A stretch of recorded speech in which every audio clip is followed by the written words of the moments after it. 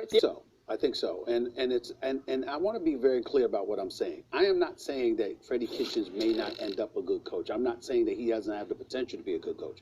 I am saying that at this point in time, when you look at the roster as presently constructed and the expectations that have been heaped on them because of what Baker Mayfield showed you last year, the addition of Odell Beckham Jr., Njoku and how he was expected to perform before he got hurt, Jarvis Landry, Nick Chubb, who had a good game yesterday, etc., Kareem Hunt coming on 8 games in. When you consider all the things that have happened with this franchise, why would you put a rookie head coach in this position? That's what I'm challenging the Cleveland Browns on. I'm saying that when you look at the Cleveland Browns and you look at Dorsey and the moves that he made, Freddie Kitchens went from a positional coach to an offensive coordinator to a head coach in the National Football League inside of 12 months. When the hell has that happened? That simply does not happen. An individual who was ignored, a particular play that should have been called, you know, the discipline of the team, the focus, the mindset coming into the game, all of these different things that veteran coaches who have been around long enough can help alleviate. You don't have that because you have players learning how to play with one another for a coach who's literally learning on the job. So I just want to say that I think that Freddie Kitchens has potential. I've liked some of his play calling this early part of the season, despite the fact that some of it worked, some of it has not.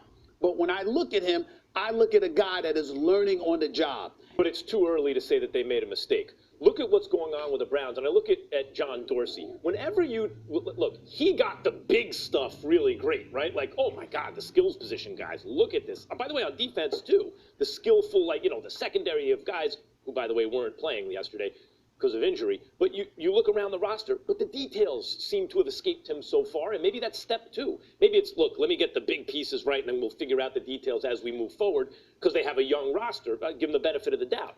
But Kitchens was a questionable hire. It hasn't looked great so far.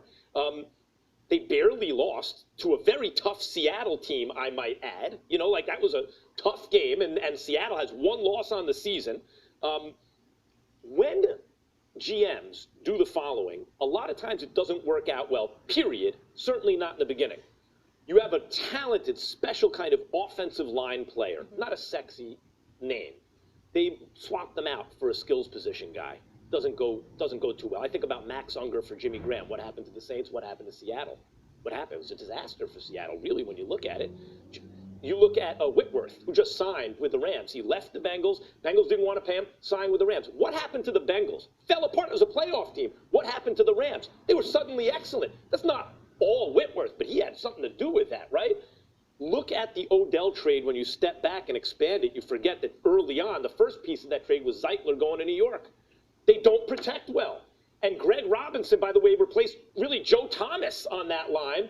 That's a real huge downgrade. So they have line problems. We knew that was going to be an issue, especially early in the season, because the new guys have to learn how to play together, and they had a very tough schedule. Then you add to that Greedy Williams and Denzel Ward not playing. By the way, they have a bye, and it's like pulls it, like hamstring stuff. They should be back the following week. Considering the trajectory of the team, think of their week 1 against the Titans, how bad they looked, versus how competitive they've been against better teams since then. Their schedule, injury, the line play coming together, it's a little too early because my prediction is still they're going to get white hot towards the end of this season.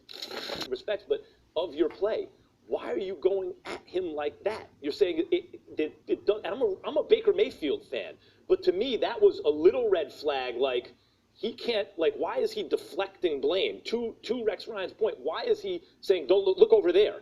If you're the quarterback, you should say no. Look at me. I'm not playing well. I should be playing better.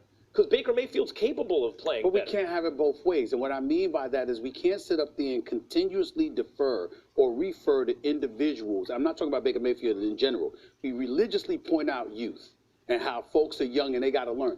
Baker Mayfield is in his 2nd year. Rex Ryan is not wrong with what he's saying. It's just that for a young guy with his personality, one that he had in college, it stands to reason that he's not going to say everything PC or everything. We got to understand that and let that slide because you knew what you were getting when you got him. He just has to play better.